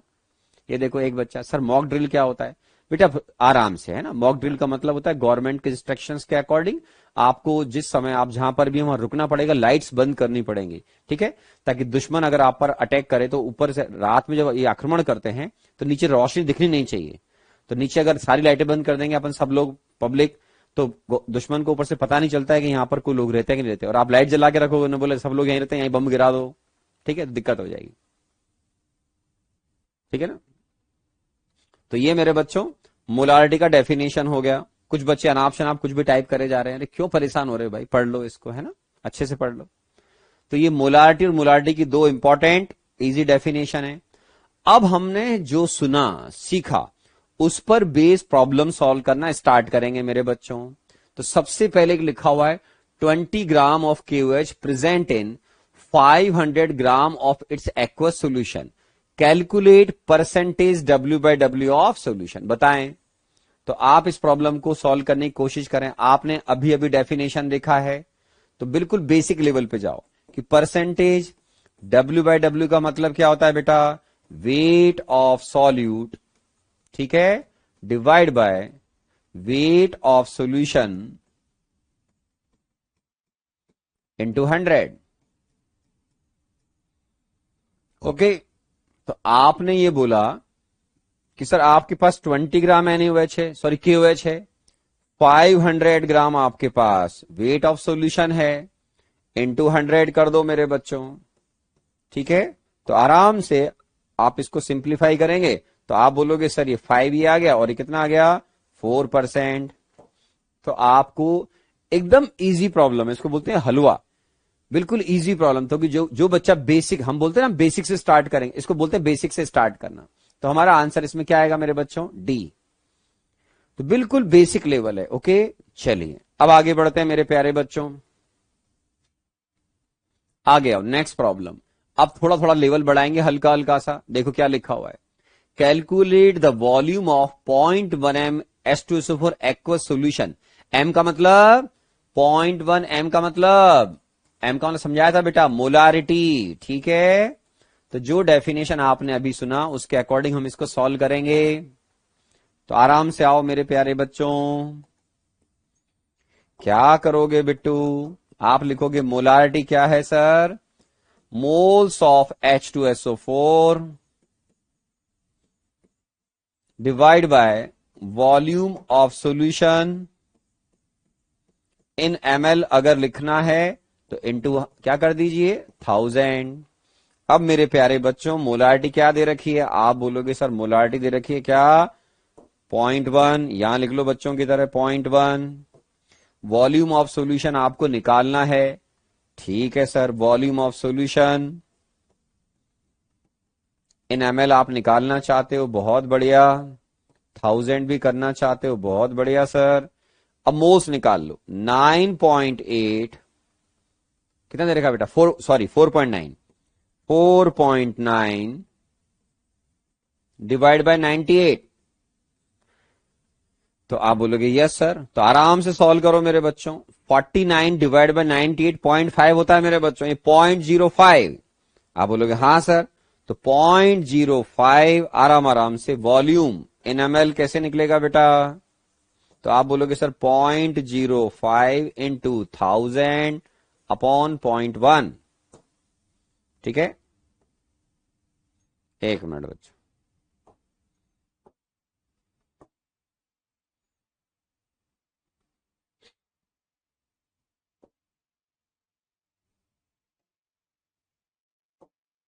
ओके ये देखिए।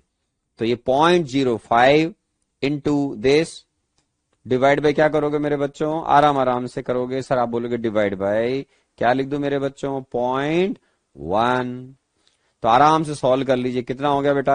आराम से देखिए, ठीक आंसर आ जाएगा आराम से, ठीक है। तो बहुत इजीली सॉल्व हो जाएगा। तो आप बोलोगे सर इसका आंसर हमारा कितना आ गया मेरे बच्चों? 500 ml आ गया। वेरी इजी, ठीक है। तो बिल्कुल सिंपल डेफिनेशन जो है उनमें हम वैल्यूज को पुट कर रहे हैं, ठीक है ना। तो केवल डेफिनेशन याद होनी चाहिए, डेटा के हिसाब से हम प्रॉब्लम रखकर आराम से सॉल्व कर पाएंगे।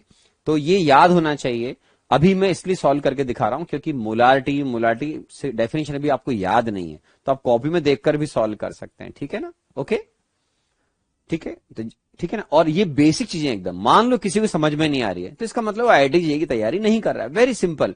अगर कोई भी सिंसियर बच्चे को बोलोगे कि हम नई प्रॉब्लम सॉल्व कर रहे हैं और कोई व्यक्ति बोले डिफिकल्ट प्रॉब्लम है, तो इसका मतलब है वो आईआईटी जेईई का स्टफ नहीं है, वो पढ़ाई नहीं कर रहा है, वो आईआईटी जेईई के हिसाब से अपने आप को तैयार ही नहीं करना चाहता है, ठीक है ना। आइए नेक्स्ट, फाइंड मोलालिटी। मोलालिटी है बेटा स्मॉल m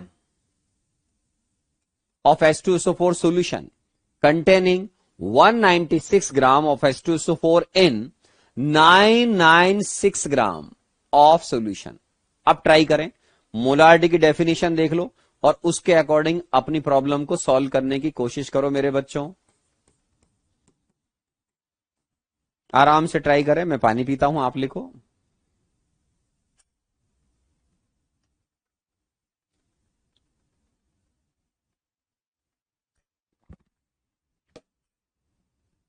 ठीक है, सॉल्व करो अपनी प्रॉब्लम। मोलालिटी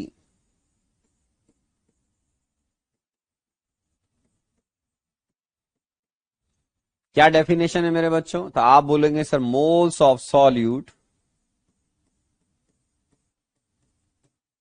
डिवाइड बाय यहां क्या लिखोगे मेरे बच्चों? मास ऑफ सॉल्वेंट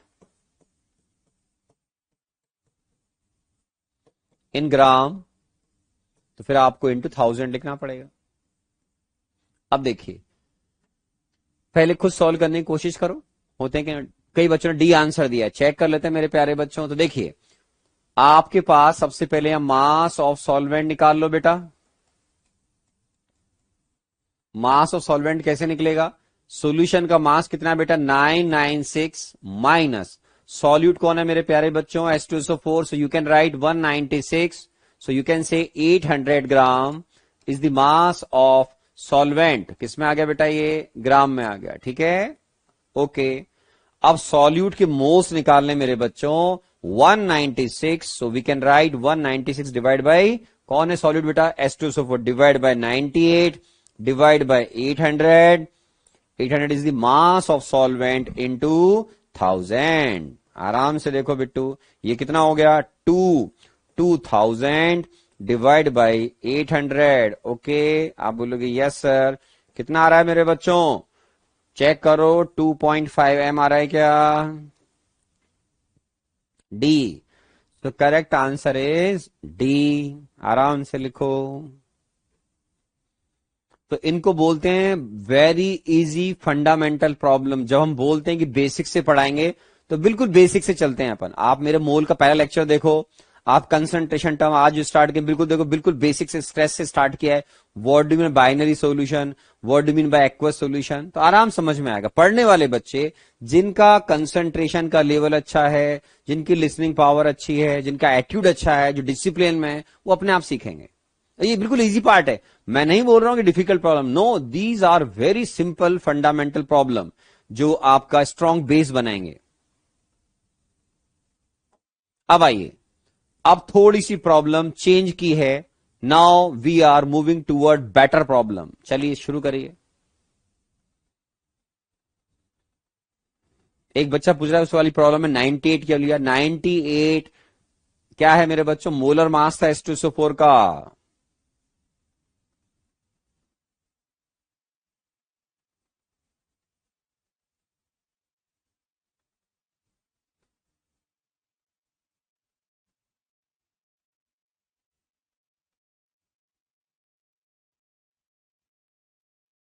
लिखो मेरे बच्चों, देखो मेरे प्यारे बच्चों, percentage W/W of KOH in solution containing 40% W/V KOH, density solution का दे रखा है। Very nice problem. हो सकता है जेई मेन या एडवांस में आपको इस तरह का प्रॉब्लम देखने को मिल जाए। जेई मेन के हिसाब से एक अच्छा प्रॉब्लम है, आराम आराम से देख लीजिए। देखिए, आपको सारी बेसिक टर्म जो मैंने आज पढ़ाई, अगर वो आपने नोट नहीं की तो आप इनको कोरिलेट नहीं कर पाएंगे। इसलिए नोट्स बनाना बड़ा इंपॉर्टेंट होता है। मान लो किसी बच्चे को याद ही नहीं है, वो सुन नहीं रहा ढंग से, what do mean molarity, molarity percentage W/W, W/V, V/V, तो फिर कहां समझ में आएगा उसको भाई। वो पढ़ाई तो कर ही नहीं रहा है, वो तो टाइम पास करने आया है। वो सोच रहा है हाँ बैठ ले, बस अपने आप सब कुछ घुसता चला जाए मेरे दिमाग में, मैं चैंपियन बन जाऊं। ऐसे नहीं होता है बेटा। Self practice, practice makes perfect. पहले मेरे साथ प्रैक्टिस करो, फिर शीट सॉल्व करो, बुक सॉल्व करो, ठीक है। चलिए, कुछ बच्चों ने आंसर ए दिया है मेरे बच्चों, देखते हैं। शानदार आंसर दे रहे हैं कई बच्चे। ओके, 40% KOH सोल्यूशन आपको दे रखा था। ओके, इसको परसेंटेज W/W में कन्वर्ट करना। बिल्कुल बेसिक लेवल पे आओ मेरे प्यारे बच्चों। 40% W/V का 40% W/V, ठीक है ना। क्या लिखा था आपने, KOH सोल्यूशन। तो इसका मतलब क्या हुआ मेरे बच्चों, KOH सोल्यूशन।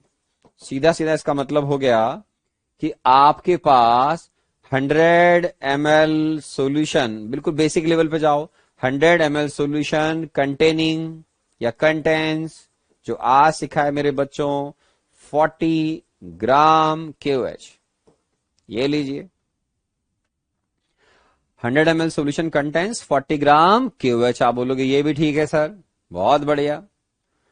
अब डेंसिटी सॉल्यूशन का दे रखा है। यस, डेंसिटी क्या होता है मेरे बच्चों, मास बाय वॉल्यूम। तो आप अगर डेंसिटी को वॉल्यूम से मल्टीप्लाई कर दो क्या आ जाएगा, मास।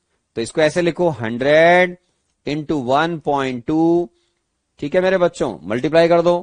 तो इनको जैसे ही मल्टीप्लाई करोगे डेंसिटी वॉल्यूम क्या आ जाएगा, मास। तो ये कितना हो गया, 100 इंटू 1.2। ये देखिए, ये ml में था मेरे बच्चों और ये ग्राम पर ml में था।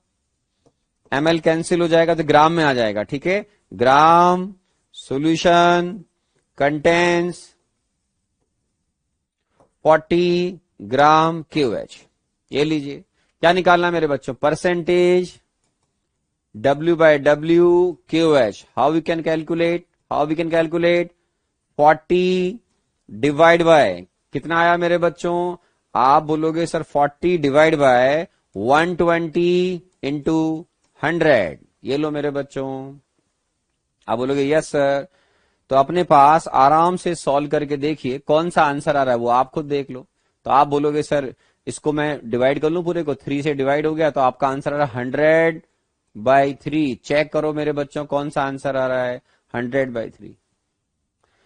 Very very simple conceptual problems, ठीक है, आराम से देखिए। यहां से कुछ ऐसे लिखता हूं मैं, ठीक है, 40/120, ओके, ये लिख लीजिए। हो गया मेरे प्यारे बच्चों? तो आप बोलोगे यस सर, हो गया। अब हम और अच्छे प्रॉब्लम पर की तरफ भी प्रोसीड कर सकते हैं, होमवर्क भी डिस्कस कर सकते हैं, जैसा आप चाहें वैसा कर सकते हैं। चाहें तो आप अभी और प्रॉब्लम सॉल्व कर लें, चाहें तो होमवर्क डिस्कस कर लें, कैसे भी हम कर सकते हैं, ठीक है ना। हाँ हाँ हाँ, ए हलवा सवाल है, बिल्कुल बिल्कुल, प्रतीक बोल रहा है बेटा, वेरी गुड वेरी गुड। तो अब हम नेक्स्ट क्लास में आप सारे बच्चे अभी देख लेते हैं, डिस्कशन के बाद टाइम बच जाएगा तो हम प्रॉब्लम सॉल्व करना आगे स्टार्ट कर देंगे, ठीक है ना। अगर हमको आज टाइम बच गया तो हम अभी थोड़ी देर बाद ही प्रॉब्लम प्रैक्टिस स्टार्ट कर देंगे, ठीक है। अब आप अपना होमवर्क निकाल लो शीट का। लास्ट क्लास में मेरे बच्चों हमने एक्सरसाइज नंबर 1 में कहां तक, 30 तक प्रॉब्लम सॉल्व कर लिए थे। अब हमारा जो होमवर्क डिस्कशन है वो कहां तक दिया था मेरे बच्चों, तो हमने होमवर्क का डिस्कशन अब हमारा 31 से लेकर 45 तक का पेंडिंग है। आप बोलोगे यस सर। और ये बताओ, क्या हमारा क्वेश्चन बैंक का कोई डिस्कशन हुआ क्या मेरे बच्चों? मेरे ख्याल से हमारा क्वेश्चन बैंक का डिस्कशन कोई हुआ क्या मेरे बच्चों, बताओ। क्वेश्चन बैंक, क्वेश्चन बैंक का कोई डिस्कशन हुआ बेटा? हाँ बेटा, और सर बेटे सॉल्व करवाएंगे, सोनू बेटे बहुत बहुत प्रॉब्लम सॉल्व करेंगे अपन ना। हाँ, होमवर्क भी डिस्कस कर रहे हैं। क्वेश्चन बैंक में आपको नेक्स्ट क्लास में चेक करो 1 से 11 हमारा पहले डिस्कशन हो गया क्या, बताओ मेरे को। क्या ये होमवर्क डिस्कस हो चुका है 1 to 11? ठीक है ना, चेक करो मेरे बच्चों। नहीं हुआ तो नेक्स्ट क्लास में आप ये होमवर्क करके लाएं। नेक्स्ट क्लास होमवर्क कोशिश करें सारे प्रॉब्लम आ जाएं आपको, ठीक है मेरे बच्चों। चलिए ट्राई करिए सारे बच्चे आ जाएं, है ना। 1 to 11 कर लीजिए, है ना। 1 to 12 कर लो, 11 का 12 भी हो जाएगा। चेक कर लेता हूं कहां तक पढ़ लिया। हाँ, 1 to 12 कर लो मेरे बच्चों,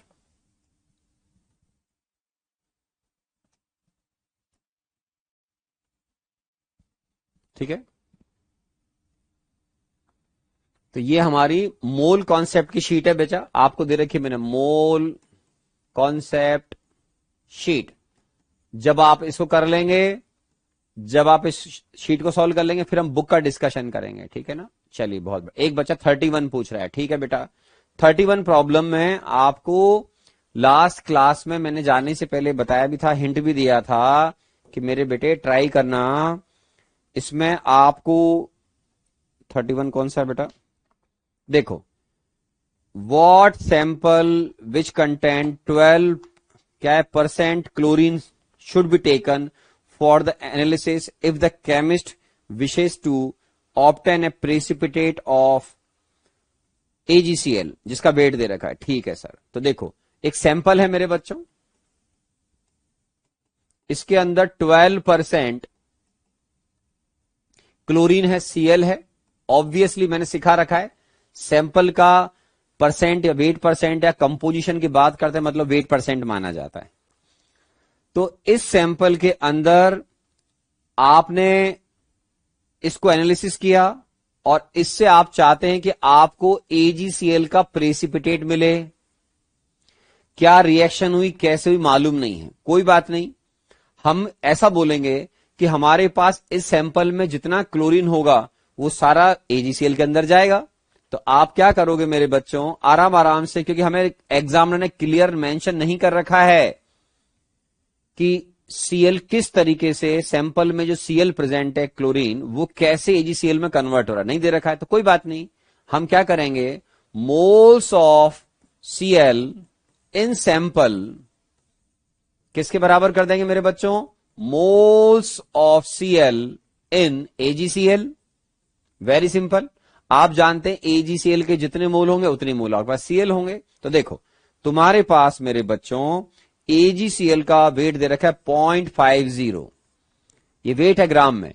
AgCl का मोलर मास क्या होता है बेटा? सिल्वर 108, Cl का 35.5, तो ये हो जाएगा 143.5। तो ये क्या हो गया बेटा? मोल्स ऑफ Cl हो गए। अब आपका सैंपल क्या है उसके बारे में आइडिया नहीं है, लेकिन ये पता है कि उसमें 12% Cl है, ठीक है। तो मैं क्या करूंगा मेरे बच्चे, late wait of sample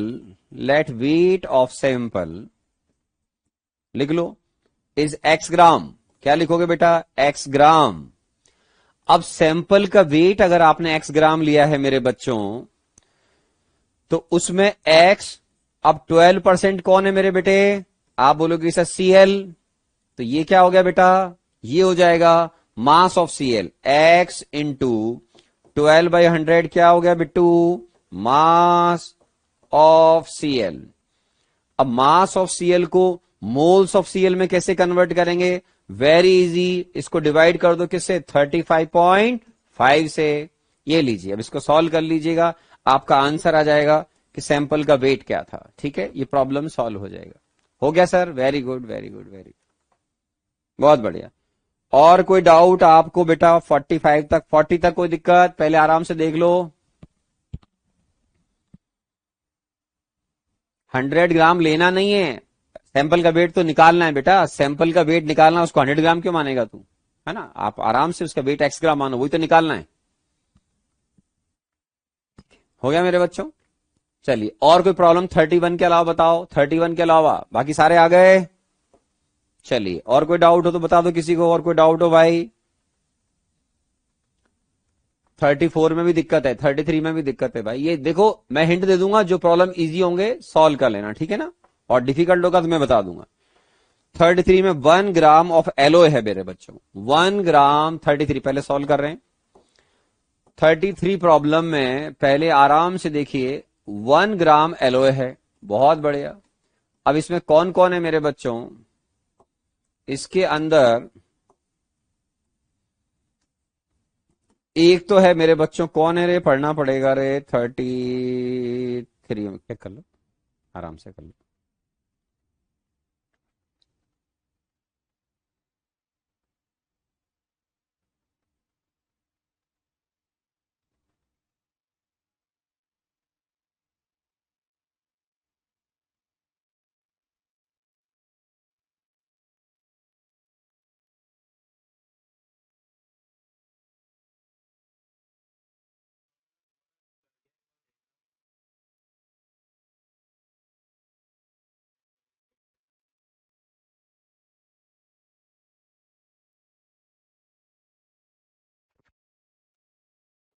sir video pause होके लोड, क्या लोड हो रहा है सर वीडियो?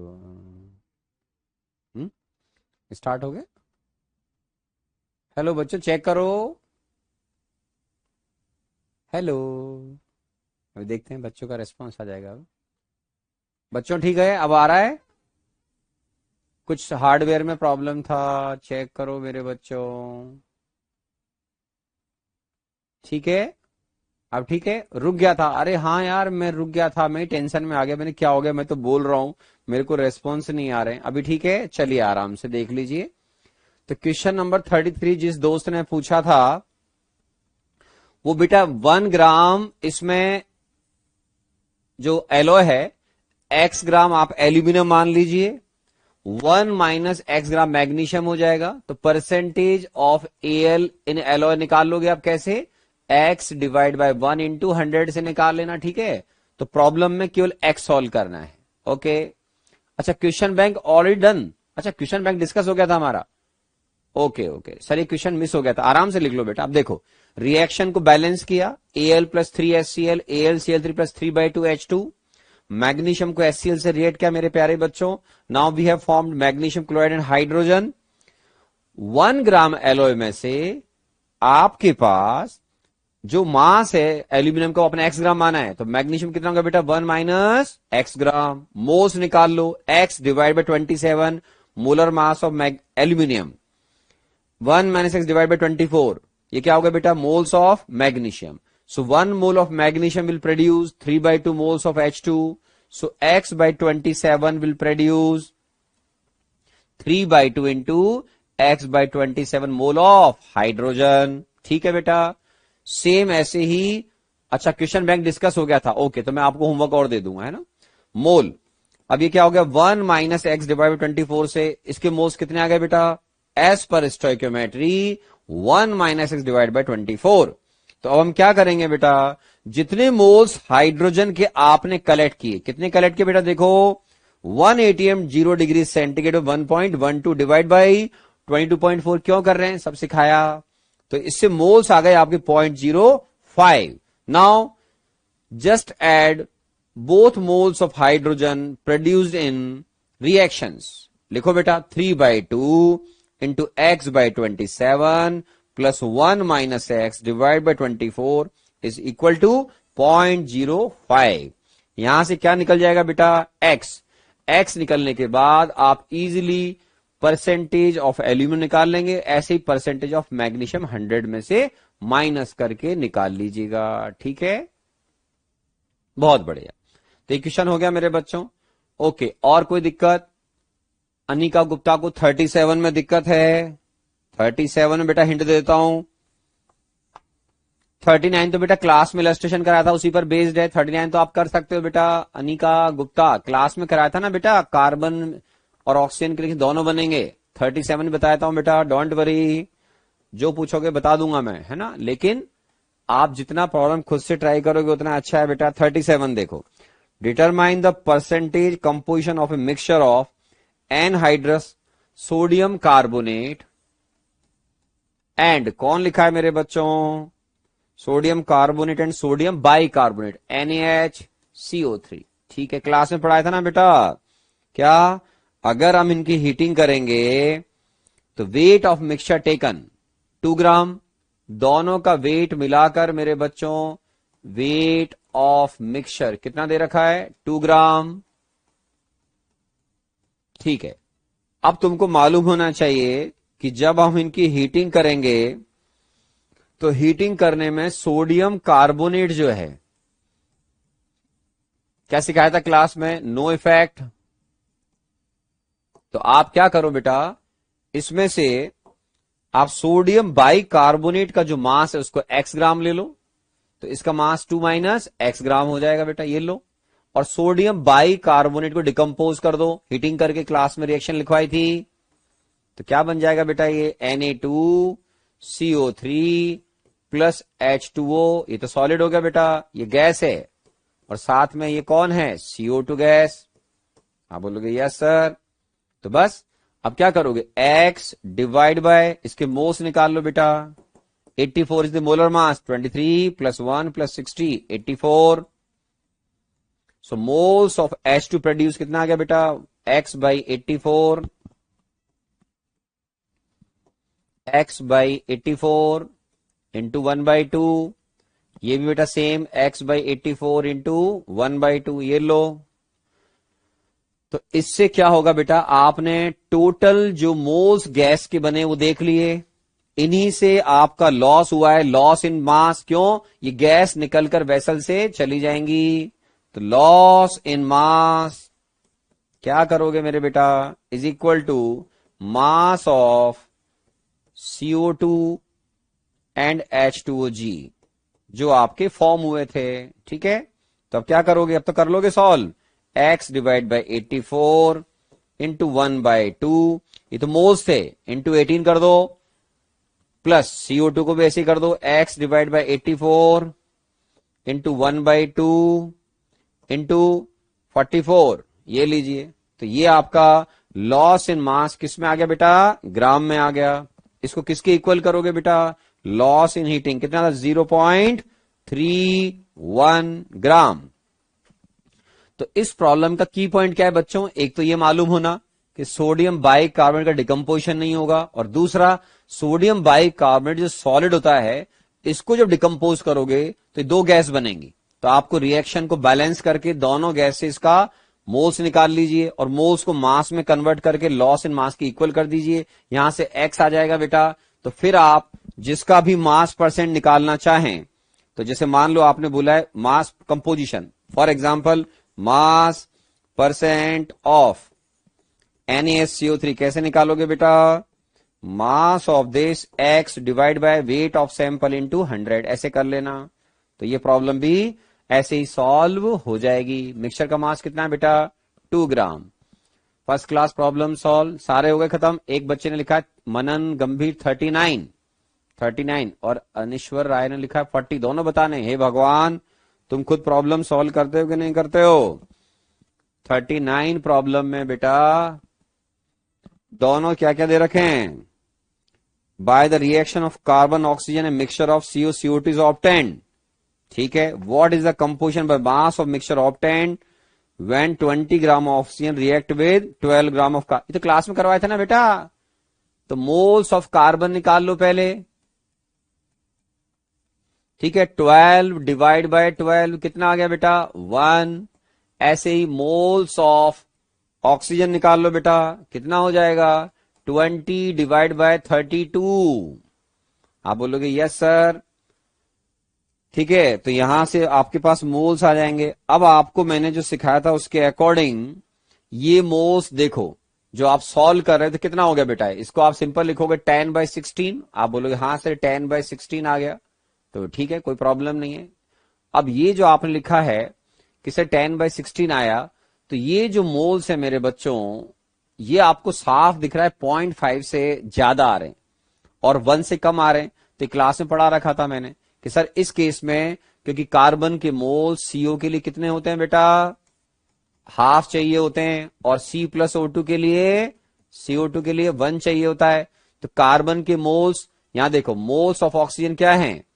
ये आपके ग्रेटर देन 0.5 हैं, but same time less than 1 भी हैं। तो इसमें क्या होगा? Both product will form. और कैसे बनते हैं उसके बारे में बहुत अच्छे से आपको पूरा मैंने प्रॉब्लम करा रखे हैं, तो उनसे इनका आंसर निकाल लेना। तो इसमें आपको ये सीखना जरूरी था कि सर जो मोल्स हैं किसके बेटा? O2 के, वो आपके 0.5 से ज्यादा हैं और 1 से कम हैं। तो ये इसकी वजह से दोनों बनेंगे। पूरा प्रॉब्लम कराया था, पूरा आधा घंटा पर इसी पे लगाया था, तो अब सॉल्व हो जाएगा। ठीक है, चलिए। अब तो याद है ना, आगे का प्रोसेस तो मालूम है ना। यहां लिख लेना x ग्राम x मोल, यहां लिख लेना 1 - x मोल, बिल्कुल बच्चों की तरह सॉल्व करना। फिर समझ रहे हो, यहां लिखना x मोल बनेगा, फिर यहां पर ये 1 - x मोल बनेगा। कुछ कुछ याद आ रहा है? फिर ये x/2 मोल कंज्यूम होंगे यहाँ पे 1 - x मोल कंज्यूम होंगे बेटा। तो सब सिखा रखा है। तो O2 जो यूज होगा दोनों जगह निकाल लेना। NO2 यूज टोटल कितना बताया था बेटा? बोलो x/2 प्लस 1 - x, इसको किसके इक्वल कर देंगे? Is equal to 10/16 as per given. ये लो, first class problem solve. Okay, ताकि तुम बोलोगे कि सर ने बताया थे इसलिए बता दिया, वरना ये प्रॉब्लम मुझे बताना नहीं चाहिए, क्योंकि इस पर मैंने आपको डिटेल में समझाया था। खत्म। एक बच्चे ने लिखा 44 से पहले एक बच्चे ने 40 भी लिखा है सर। तो क्वेश्चन नंबर 40 देखो मेरे बच्चों, 40 देखो, फेरिक ऑक्साइड और एल्यूमिनियम दो के बारे में जिक्र हो रहा है कि इनको आप सॉलिड रॉकेट फ्यूल की तरह यूज कर रहे हैं।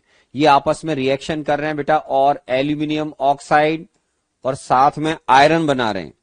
तो बोलेंगे ठीक है सर आयरन बना रहे हैं मेरे बच्चों, तो रिएक्शन को हमको बैलेंस करना है। ओके, तो यहां 2Al कर दो बेटा, aluminium balance, oxygen balance, iron balance. तो ये आपका फर्स्ट पार्ट सॉल्व हो गया। आप बोलोगे यस सर। बता रहे बेटा, बता रहे 38 42, वो सुन लिया मैंने 44। पहले ये तो खत्म करूं मैं, ठीक है ना?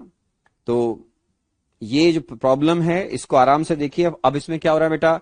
राइट द बैलेंस इक्वेशन हो गया। What should be the ratio of masses of Fe2O3 and aluminium taken so that maximum energy per mass of fuel is released.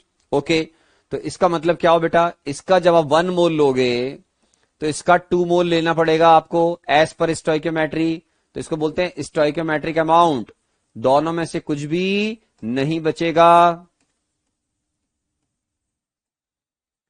तो ये कहलाएगा हमारा डिजायर्ड मिक्सचर। ये है हमारा reactants mixture. Okay, easy language में ये जो सॉलिड रॉकेट फ्यूल है मेरे बच्चों, इसके अंदर 1 मोल Fe2O3 के लिए 2 मोल एल्यूमिनियम होना चाहिए। तो आप क्या पूछ रहे हैं? Ratio of masses. तो रेशियो ऑफ मासेज, तो लिखो यहां पर mass of Fe2O3 divide by mass of aluminium. तो आपके पास 1 मोल का मतलब कितना हो गया बेटा? 56 इंटू 2 प्लस 16 इंटू 3। आप बोलोगे yes sir. Divide by aluminium का मास 2 मोल, 2 इंटू 27। ये लीजिए, ये एक आंसर आ गया। ये अपने आप में एक आंसर था, ठीक है। और उसके अलावा ये बोलते हैं कि सर इसमें जब 1 मोल Fe2O3 कंप्लीट रिएक्ट करता है तो 200 यूनिट्स एनर्जी रिलीज होती है, एनर्जी रिलीज होती है। तो ये बोलते हैं what will be the energy release if 16 kg of iron oxide react with 2.7 kg of aluminium. तो ठीक है मेरे बच्चों, तो अब हम as per given problem solve करेंगे। क्या करोगे बेटा? लिखो एज पर गिवन।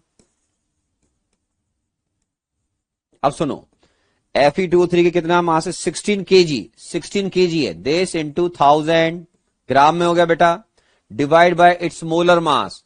ये हो गया बेटा 56 इंटू 2 प्लस 16 इंटू 4, ये 160 हो गया। आप बोलोगे यस सर। तो ये कितने मोल्स हो गए? 100 मोल। ये भी ठीक है। उसके अलावा एल्यूमिनियम का मास कितना? 2.7 kg। मैं दोबारा एडिशन लिख दूं, Fe2O3 plus 2Al converting into Al2O3 plus iron. ठीक है बेटा। अब इसके मोल्स निकाल लो। 2.7 kg, 2.7 इंटू 1000 डिवाइड बाय 27। तो इसके भी 100 मोल आ गए सर। चेक कर लेते हैं। हाँ, ये इसके भी 100 मोल हो गए। तो अब इसके 100 मोल के लिए इसके 200 मोल्स होने चाहिए थे। तो इसका मतलब ये हुआ कि मेरे पास ये प्रॉब्लम लिमिटिंग रिएजेंट की हो गई बेटा। तो इसमें 16 kg मैंने आराम से मोल्स निकाले 100, इसके भी मोल्स निकाले 2.7, दिस डिवाइड बाय 100। अब इसमें आराम से देखो, इसके 100 मोल में 200 मोल रिक्वायर्ड थे, या इसके 100 के लिए इसके 50 रिक्वायर्ड थे। इसका मतलब ये क्या कहलाएगा? Limiting reagent. आप बोलोगे हाँ सर। तो अब इन्होंने जैसा लिखा उसके अकॉर्डिंग आपको 200 यूनिट्स एनर्जी रिलीज होती है मेरे बच्चों।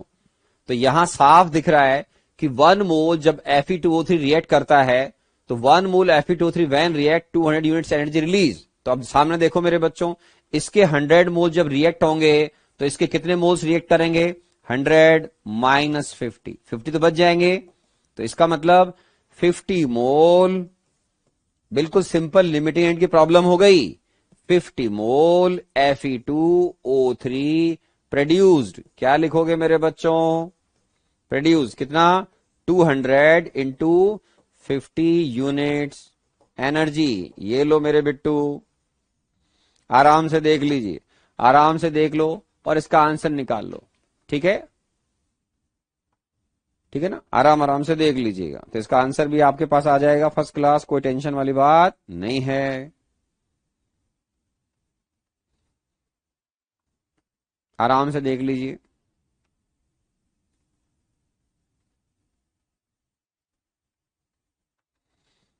अपने आप आंसर आ जाएगा। मैं पानी पी लेता हूं, रुक जाओ।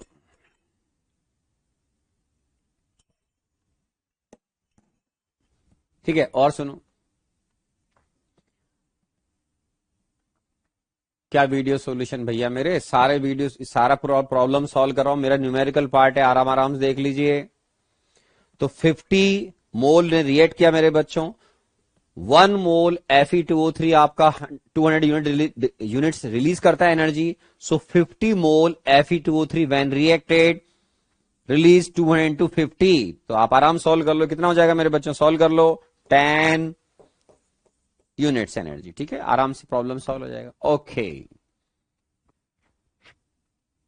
24 रिएक्शन में बैलेंस नहीं हो रहा है। कौन सा 24 है भाई? 24 में बैलेंस ही नहीं हो रहा रिएक्शन। चेक कर लो बेटा, 24 में चेक कर लेते हैं बेटा। 24 तो बेटा क्लास में, लास्ट क्लास में बताया था ना, आप बैलेंस करके सॉल्व कर लेना। क्या रिएक्शन है? KO2, ठीक है, प्लस क्या है बेटा H2O, चेक कर लेते हैं, कन्वर्टिंग इनटू क्या हो रहा है KOH प्लस O2, यही रिएक्शन है, चेक कर ले। तो इसमें क्या बेटा पोटेशियम और हाइड्रोजन दोनों इसमें इक्वल आ रहे हैं, तो इसका मतलब यहां पर मुझे पोटेशियम जो है उसको बढ़ाना चाहिए। तो आप यहां 2 करो, अब देखो 2K हो गए, आप बोलोगे हाँ सर। अब इसमें देखो यहां पे 2 कर दो, तो 2 तो पोटेशियम हो गए, 2 इसमें H हो गए, लेकिन अब जो OA काउंट करने पड़ेंगे, 2 इंटू 2 4 और 1 5, इधर है 2, तो यहां पर क्या करोगे 3/2 O2, चेक कर लेते हैं दोबारा बेटा। 2 mole potassium, 2 mole potassium, 2 mole hydrogen, 2 mole of hydrogen, 2 mole of O, 3/2 means 5 mole O हो गए, 2 इंटू 2 4 1, बैलेंस हो गई। ये लो सिंपल। कौन कह रहा था बैलेंस नहीं हो रही थी? आराम से देख लो बेटा, हो जाएगा, खत्म प्रॉब्लम। तो हमने जितने भी प्रॉब्लम्स, एक बच्चा बोला 30 का हिंट दे दो सर, 30 प्रॉब्लम भी तो बेटा वैसी ऐसी लास्ट क्लास में बताई थी मैंने, 30 भी तो वही है। क्या है बेटा 44 ही बता रहे हैं, 0.6025 ग्राम सैंपल दे रखा है मेरे बच्चों आपको, सैंपल ऑफ किसका है ये, क्लोराइड सॉल्ट। अब कौन है पता नहीं, ये भी ठीक है। फाइनली इसको आपने एक्सेस में सिल्वर नाइट्रेट से रिएक्ट करवाया, बहुत बढ़िया, क्या बना दिया बेटा AgCl प्रेसिपिटेट। तो इसमें बिल्कुल सिंपल लगाओ ना कॉन्सेप्ट जो सिखाया था मैंने, कि सारा जो क्लोरीन है मेरे बच्चों वही तो AgCl में कन्वर्ट हुआ होगा, तो इसमें POC लगा दो, सिंपल सिंपल, किसके लिए, Cl के लिए, कि moles of Cl in chloride salt, ठीक है बेटा, chloride salt is equal two moles of Cl in AgCl। ये लो बच्चों की तरह सॉल्व करो। अब AgCl का मास कुछ दे रखा है क्या बेटा, 0.7175 डिवाइड बाय 143.5, ये मोल्स हो गए AgCl के। आप बोलोगे हाँ हो गए सर, तो ये AgCl के मोल हो गए, बहुत बढ़िया। अब आपका जो सैंपल है, calculate the percentage of chloride in sample, ठीक है। तो आप क्या करोगे, अब ये किसके मोल्स आ गए, Cl के आ गए, आप बोलोगे हाँ सर आ गए, तो इसको मास में कन्वर्ट कर लो, तो ये किसके बराबर है, moles of Cl in chloride salt. किसका सॉल्ट है बेटा, ये तो पता नहीं, तो मास निकाल लो इसका, कैसे निकलेगा, मास of Cl 0.7175 divide by 1 this into 35.5 ग्राम। ये ले बेटा, ये तो इजी प्रॉब्लम था। फिर क्या निकालना है, मास परसेंटेज, तो मास परसेंट ऑफ Cl कैसे निकलेगा बेटा, Cl का मास कहां है, ये रहा, डिवाइड बाय सैंपल का मास 0.6025, इसको भी लिख लो, 0.7175 डिवाइड बाय 143.5 इंटू 35.5। तो बेटे प्रॉब्लम तो आसान है, थोड़ा मेहनत करना पड़ेगा हल्का हल्का सा, कि भाई हमें फिल्टर को ये करा वो करा, सब कुछ लिखा हुआ है, ड्राई करके फाइनली AgCl का प्रेसिपिटेट बन गया। तो जितना क्लोराइड सॉल्ट में Cl होगा वो सारा कंजर्व हो गया, किस में चल गया बेटा, AgCl में चला गया। तो आराम से लिख लीजिए, अब हो जाएगा, ठीक है। चलिए 40 to 44 अगली क्लास में बताएंगे, अब 40 तक बता दिए, अब नेक्स्ट क्लास में 40 से आगे का डिस्कशन कर लेंगे, ठीक है ना। आप क्या कर सकते हैं मेरे बच्चों, अब आप डिफिकल्ट क्वेश्चन की तैयारी शुरू करो। डिफिकल्ट कौन से हैं, मैं डिस्कशन जब करूंगा तो आपको बता दूंगा। पहले आप होमवर्क में, क्योंकि 1 से 12 डिस्कस हो चुके हैं, तो नेक्स्ट क्लास में जो होमवर्क होगा वो अपना कहां तक हो गया मेरे बच्चों, वो भी बताता हूं मैं आपको, 41 से 45 तक, ये तो अपन नेक्स्ट क्लास में डिस्कस करेंगे। उसके अलावा एक्सरसाइज नंबर 2, ये तो डिस्कशन होगा नेक्स्ट क्लास में, और ये नेक्स्ट टू नेक्स्ट क्लास में हम इसमें से डिस्कस करेंगे एक्सरसाइज नंबर 2 1 to 5, ठीक है। नेक्स्ट क्लास में ये जो रिमेनिंग रहेगा बेटा वो कर लेंगे, और नेक्स्ट टू नेक्स्ट क्लास में 1 to 5 एक्सरसाइज नंबर 2 डिस्कस करेंगे, ठीक है ना। ओके, ठीक है, okay, thank you very much, है ना। मैं कोई वीडियो सॉल्यूशन नहीं बनाता हूं बेटा, सारी प्रॉब्लम खुद सॉल्व कर रहा हूं, आराम से देखिए। मेरा पार्ट है समझाने का और न्यूमेरिकल सॉल्व करने का, ठीक है। थ्योरेटिकल का सब्जेक्ट नहीं है अपना, है ना। तो मेहनत करें, दिमाग लगाएं, 2-3 बार ट्राई करें, है ना। हिम्मत ना हारें। अपन क्लास में फिर और बता देंगे आपको नेक्स्ट क्लास में, ठीक है। Thank you very much.